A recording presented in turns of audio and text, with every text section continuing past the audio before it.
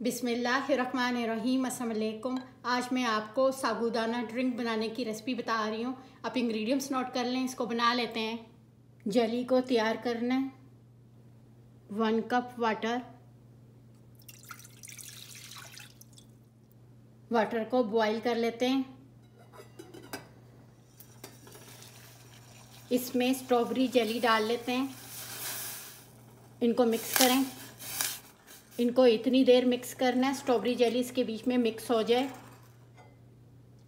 इसको इस बर्तन में डाल लेते हैं। स्ट्रॉबेरी जेली को रूम टेम्परेचर पे ठंडा कर लेते हैं। ठंडा करने के बाद इनको फ्रिज में रख लेंगे। 4 ग्लास वाटर लिया है और इनको इतनी देर तक पकाना है इनमें बॉयल आ जाए।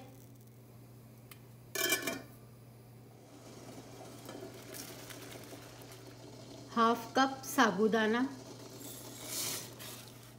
इनको मीडियम हीट पे 15 से 20 मिनट पका लेते हैं। इनको इतनी देर तक पकाना है कि इनके दाने जो हैं ट्रांसपेरेंट हो जाएं।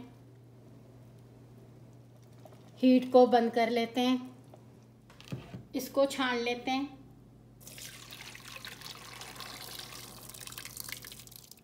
इसके ऊपर ठंडा वाटर डालें।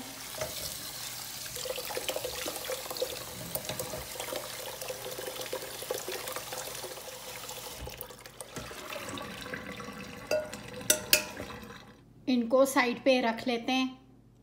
1 प्याली वाटर, तुख्म लंगा 2 टीस्पून। इनको मिक्स करें। इनको हाफ आवर के लिए रख लेते हैं कि डबल साइज में हो जाए। जेली तैयार हो गई है। इनको छोटे क्यूब्स में काट लेना है।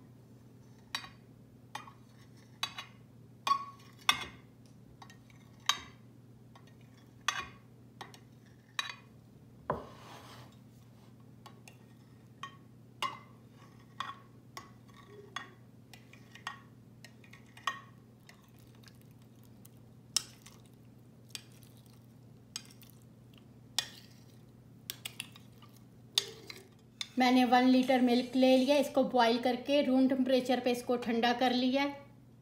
3 tablespoon sugar,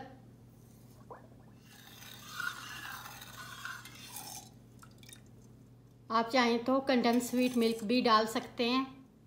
6 tablespoon Rooh Afza,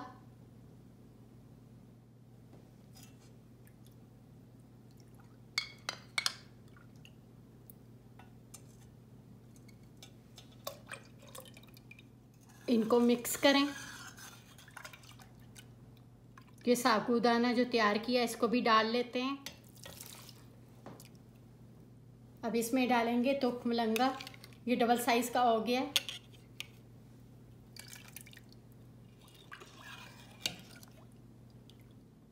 इसको फ्रिज में 1 आवर के लिए रख लेते हैं।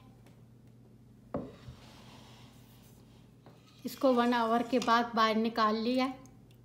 इसमें ये जेली भी डाल लेते हैं।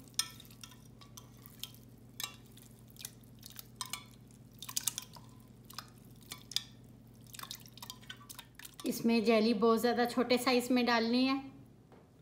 अब इसमें पिस्ता भी डाल लेते हैं, बादाम।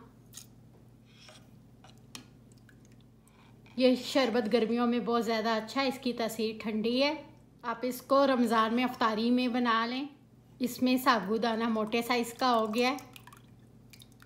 इसको जग में डाल लेते हैं।